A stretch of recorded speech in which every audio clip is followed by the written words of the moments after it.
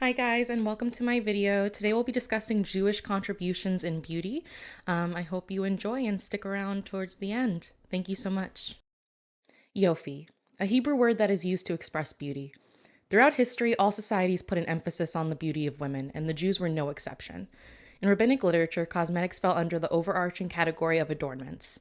While there is little bit of research on the subject, it is not largely looked into as a topic. Gail Labovitz highlights that a woman's use of makeup is to appease her husband. In her research article, Even Your Mother and Your Mother's Mother, Rabbinic Literature on Women's Usage of Cosmetics. According to Rachel Mirsky's article, The Makeup of Makeup, she states that the sages realized they could not stop the spread of practice of applying makeup, but rather they could control certain aspects of this practice. While no specific makeup trends of the Jews were found in my research, it is reasonable to say that the trends they followed mirrored the society they were currently living in from their diaspora.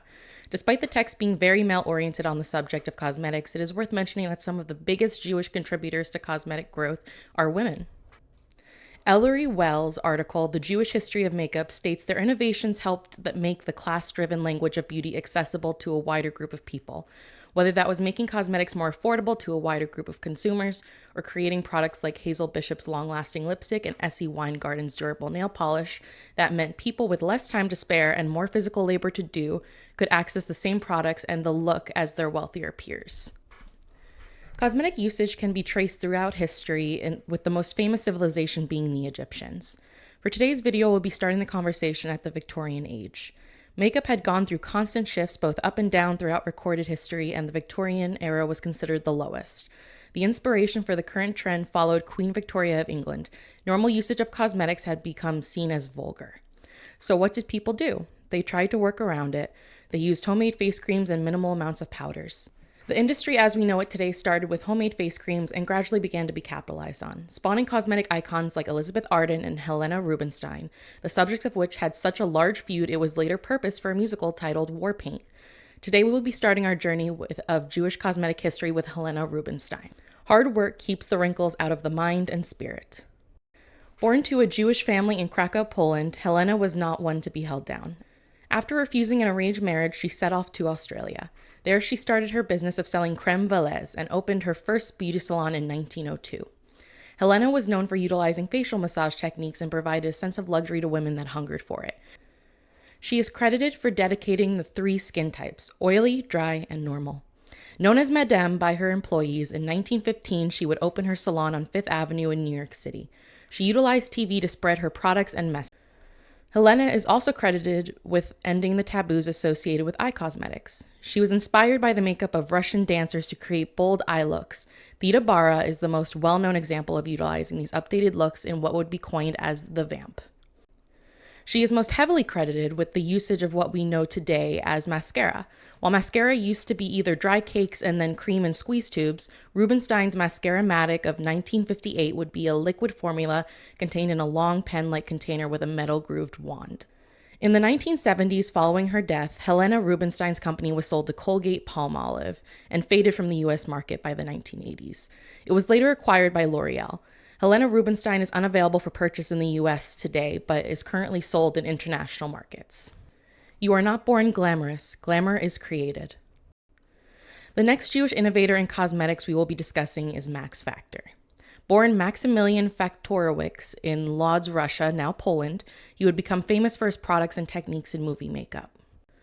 Amid increasing anti-Semitism in the area, Factor would come to America and later settle closer to the growing film industry in LA. The movie industry was beginning with innovations in film and lighting. Standard stage makeup would not be able to continue with it. Stage grease paint makeup in film-made movies would not hold up against hot lights easily and create issues during filming. Factor would become most famous for his 1914 invention of the flexible grease paint makeup. It would handle better under the hot lights and also allow for dramatic facial expressions without cracking. However, Factor would pioneer not just makeup, but also techniques. He would be credited with the bee-stung lip with the exaggerated Cupid's bow that we most famously see on Clara Bow. In 1918, he would also introduce the color harmony principle, which is that shades coordinated to complement natural complexion, eye, and hair coloring. In 1928, he would win an Oscar for his creation of panchromatic makeup that would invent lip gloss that same year.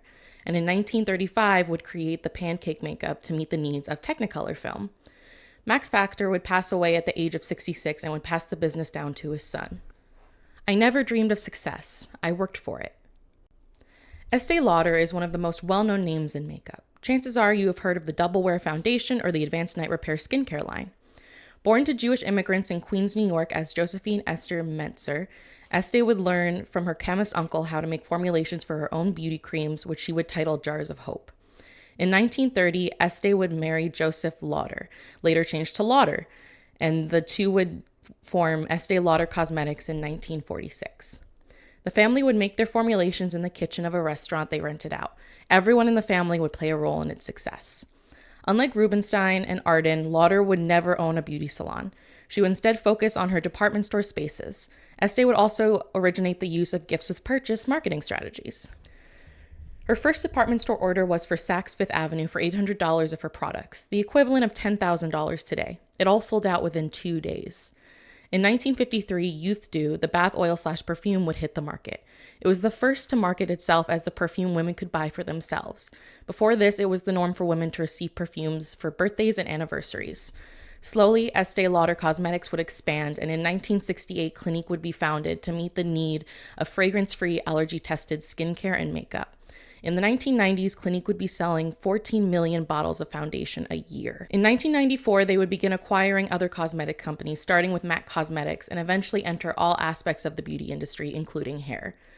In 1995, Lauder's company went public at a value of $2 billion, the equivalent of $4 billion today. They are currently the second largest cosmetic company behind the giant of L'Oreal. So what are some Jewish-founded brands that are more recent?